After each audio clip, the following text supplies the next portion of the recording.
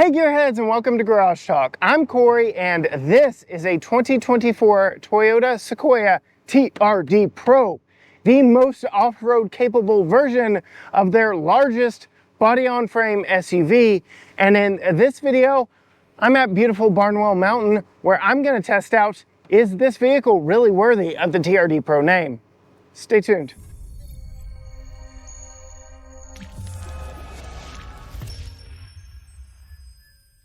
Yes, Gearheads, I am back home in the red dirt of East Texas. And if you could not tell, there is a big SUV next to me. This is East Texas Camouflage. This is the new exclusive to the TRD Pro line, Terra paint color, and it is exclusive to Sequoia, Tundra, 4Runner, and Tacoma for 2024 TRD Pro models only. But yes, very well blends into the red East Texas dirt around me, but it is a little too much like that school in Austin. Anyway, let's talk about what motivates this thing before we talk about what sets it apart as a TRD Pro, because you may or may not know, we've already had a Sequoia here on the channel. That was the more luxury branded limited trim. This one is the TRD Pro off-road trim. So yes, we're gonna test it off-road while we're here. Absolutely. This is powered by a 3.5, but it's actually a 3.4 liter twin turbocharged V6 iForce Max hybrid engine, making 437 horsepower and 583 pound-feet of torque.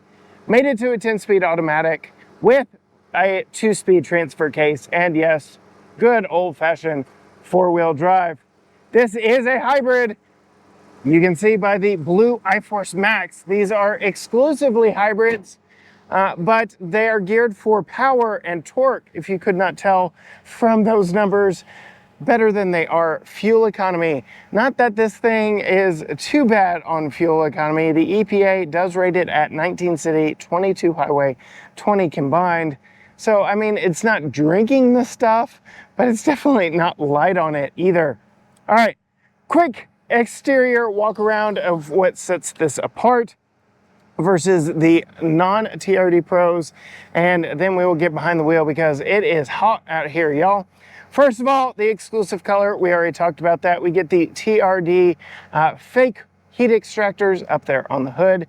We get a Toyota Heritage grille that really sets this one apart. You get the marker lamps. I have it illuminated, but you have to be in for low with the high beams on. We get that LED light bar up front. We get LED fog lights right down there, and a general, well, kind of a more tough demeanor up front than what you get on non-TRD Pros. I will talk about, as we come around here to the side, I've purchased it here for many a reason, and the biggest of which is to talk about the off-road angles on this and off-road dimensions. We do get 8.6 inches of ground clearance, which is the same that we see on 4Runner, for instance, which is a much smaller vehicle, which is kind of interesting to me. I do believe we'll get more into that as we get around to the back of the vehicle, but only 8.6 inches of ground clearance.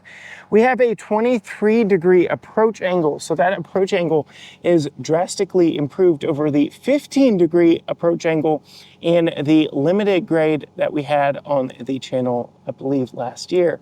So this is a much more aggressive front clip than the rear. And then as we move to the back of the vehicle, we have a 20-degree departure angle. Another reason why I have this posted up right here is because Toyota does not actually advertise its breakover angle. And I've done a few exploratory laps of this place, if you cannot tell by how the Sequoia currently looks.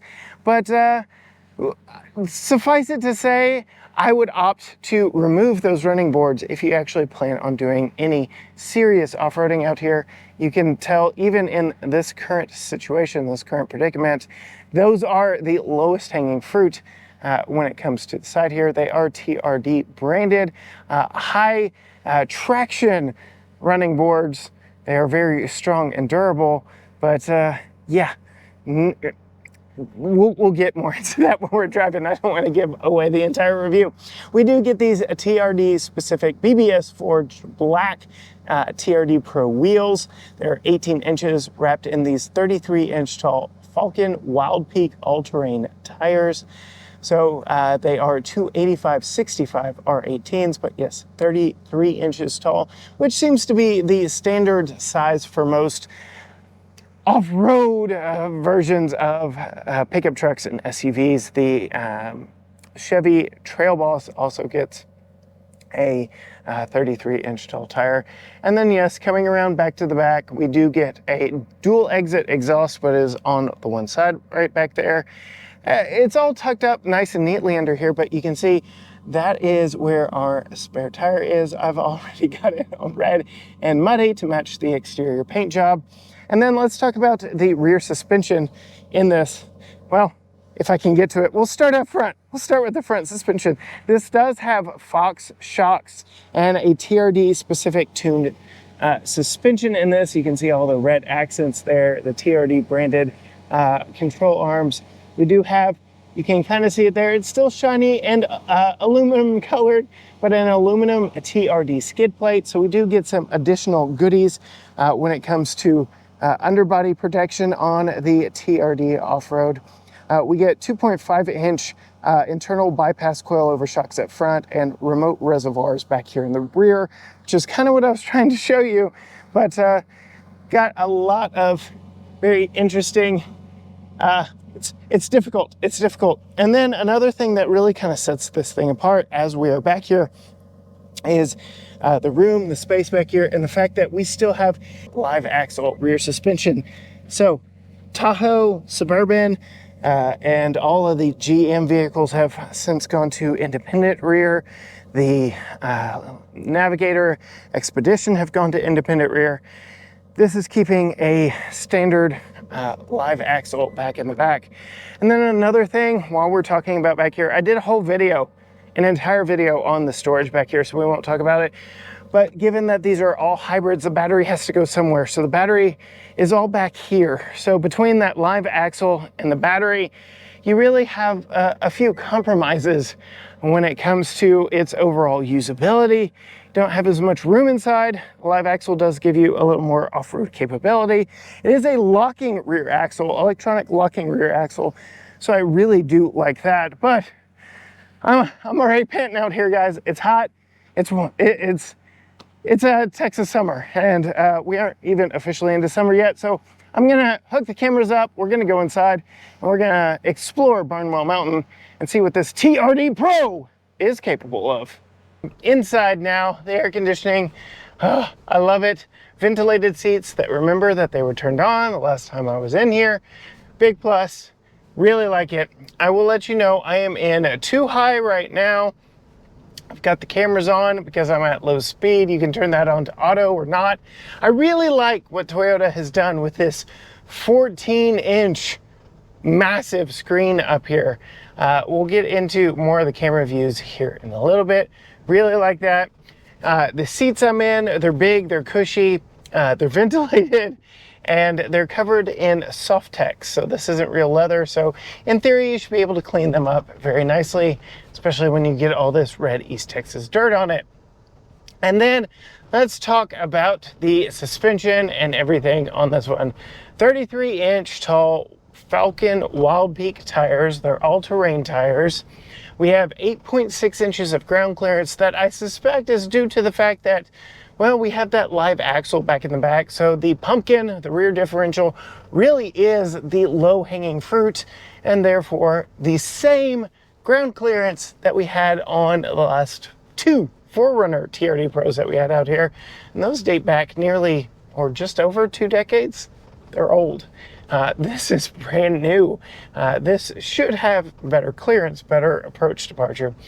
But I am very curious about the breakover angle being completely absent from any of the press materials. I couldn't find it anywhere. Normally, off-road branded vehicles have approach, breakover, and departure all listed right next to ground clearance. So it's very curious that that is missing. And I say that because you saw outside in where I was set up earlier And I have experienced firsthand, I cannot do my standard set of trails out here. I will say, one thing I really like about Barnwell Mountain is the fact that it's ever changing. It's not a pre-made course. The more people that come out here, the more different it becomes. And I like that about this place, this trail, and what I get to experience out here. But unfortunately, that doesn't bode so well for this big $80,000 off-road SUV from Toyota, because I am coming up on our first normal test. This is called Twister. It is a 3-diamond, and I can tell you, even with spotters, I could not make it down this trail. The breakover is just too terrible. Those running boards are touching every single time. There's just too much of a drop-off over there for this to be any good in that situation. And then I came over to this area that used to be my warm-up, even in crossovers. But again, too, every time I come out here, it has changed just a little bit. And we since have given up doing crossovers on this little ramp because it has just gotten too worn, too washed out. It is actually a quite technical little offshoot now that we can no longer take crossovers up. And again, the breakover angle is the main problem, and a little bit of the approach angle. There's just too much of a nose up there for how gnarly this hill is up here. And I will say, not only has it been a little while since I've been out here wheeling, but the last time I was even out here, I was at a Toyota Jamboree where I was handed the keys to a new 2025 4Runner. And that kind of has me wondering, do you buy the 4Runner instead of this? Because the large size of this has just kind of left me wanting more. But I have done this. This is my favorite area. This is my articulation test, and I really do like it. I'm gonna try it again with the cameras rolling. So I am actually gonna put us into 4 high and then into 4 low. 4 low automatically changes my cameras to my favorite off-road cameras.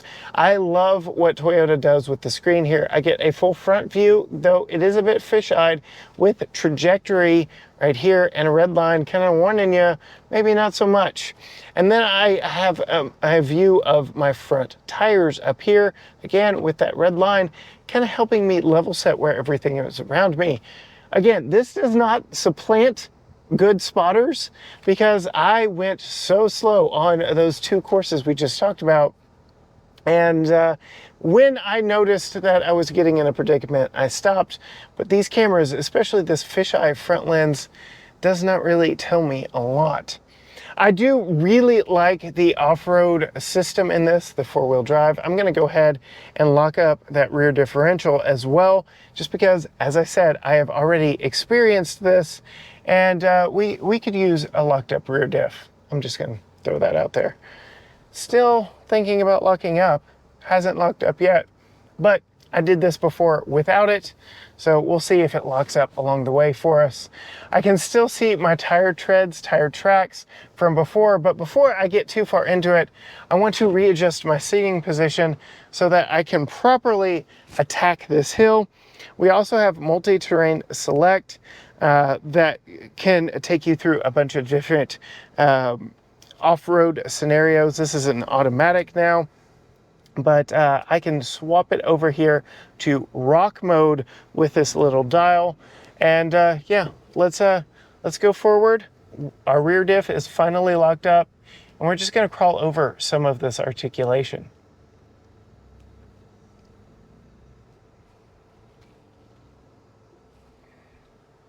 You can see just how much the screen, the cameras flatten out everything. I'm on some pretty gnarly washouts, and I can tell you, if I took this any faster, I would probably be touching those side steps a lot more than what I did earlier. You can hear my parking sensors are stepping in and chiming in because of just how gnarly this situation is out here. But as I said, I'm following my lines from earlier, and we are gonna creep our way over top of this one. Whee!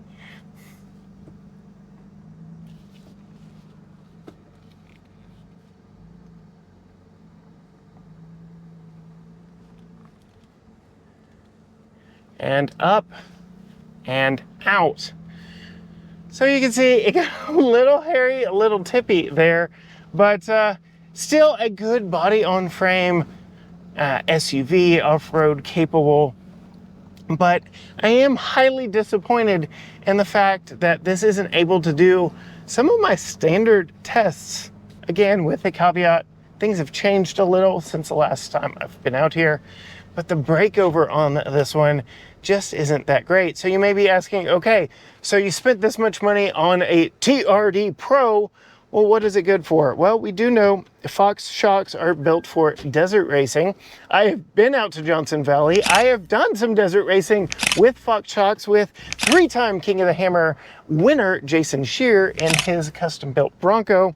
And, well, let's just say that this thing is probably more suited to situations like this, where it's wide open and you can put those Fox shocks to use. You get a little bit of that wheel travel. It soaks up the bumps rather nicely, but it is still a big body on frame SUV. So there is still a little bit of that float that you've got going to it. Powertrain is good. The power delivery is excellent between that 10-speed automatic and over 500 pound-feet of torque. I'm never really wanting for power, and I've never really wanted for traction. The big letdown for me every single time that I try a new obstacle out here is that darn breakover angle. Toyota is convinced that they have the perfect wheelbase when it comes to off-road ability, but this one's let me down a little bit. But you can still find ways to have some fun in this out here at Barnwell Mountain with all this red dirt, all this red mud, and going over stuff quickly and splashing through the mud really is perhaps the thing that this is best suited for. You know, getting covered in some of this East Texas camouflage, especially in this Terra paint color. But that really is the extent of the testing that I am able to do out here. Is I can do a little bit of fast stuff. Let's jump it and yeah, splash down through the mud again, and then we can explore some more of the trails out here. But unfortunately, this thing isn't really a TRD Pro to me. This is more of a TRD off-road. The breakover angle absolutely lets this thing down for anything more than some light off-roading. I have been able to do more in a mid-size pickup truck than I have been able to do in this full-size TRD Pro. And that really gets me back into that whole debate, full-size, mid-size.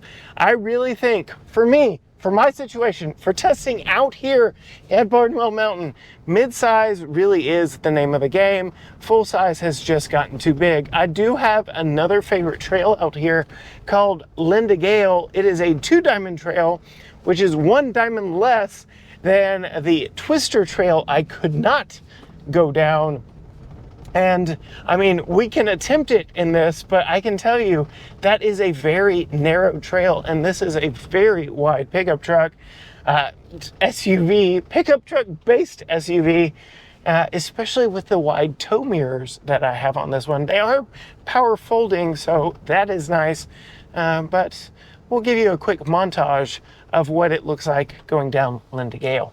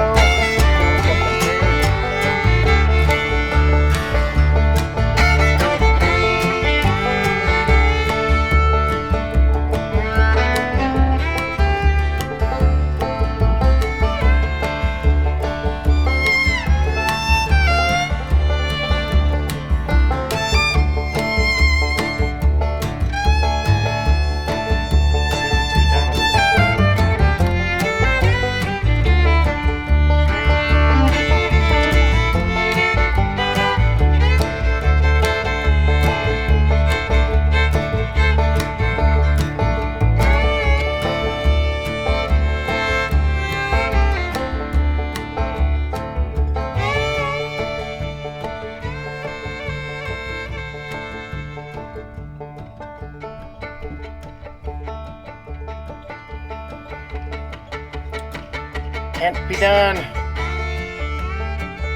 Not to be done. Linda Gale. It's too tough. Sorry. Okay, I don't want to be too harsh on this. This is still good at speed. Coming back to that. Off-road. So this does have its merits. I will just say, I was highly disappointed in this, bringing it out to where I test everything. My situation left me wanting more out of this platform. Your situation may be different. So do your homework, study up. And yes, I did mention last time I was out here, it was for Toyota Jamboree, and you know they had this vehicle out here. So I'm just wondering what trails they took, how many spotters they had, how slow they had to go, how careful they had to be, versus something like, I'm hoping that new 4Runner is just a lot better. This, more than anything, has got me salivating for that new 4Runner. Better size, more affordable, we'll see, and, well, just as capable when it comes to the hardware. So now I really want to see what the 4Runner's like. And unfortunately, I'm having to go home, well, a little frustrated and upset. And that, unfortunately, is where I have to leave you as well. If you want to see more off-road tests from us, hit that subscribe button down below and ring the bell so you are notified every time a new video drops. Find us on all social media channels, Facebook, Instagram, X, TikTok, Threads, YouTube, you name it, all at GT Garage Talk, or you can go to gtgaragetalk.com. But as for me, well, I'm gonna drive this Sequoia home and see what Holly thinks of it. And we'll put Tucker's car seat in the back, get his opinions. This may be a better family hauler than it is a true pro off-roader. Until next time, gearheads, bye.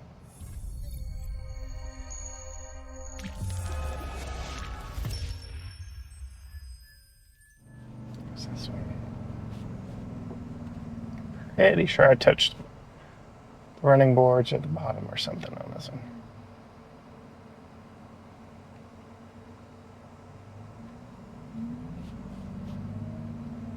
The breakover just sucks, yo.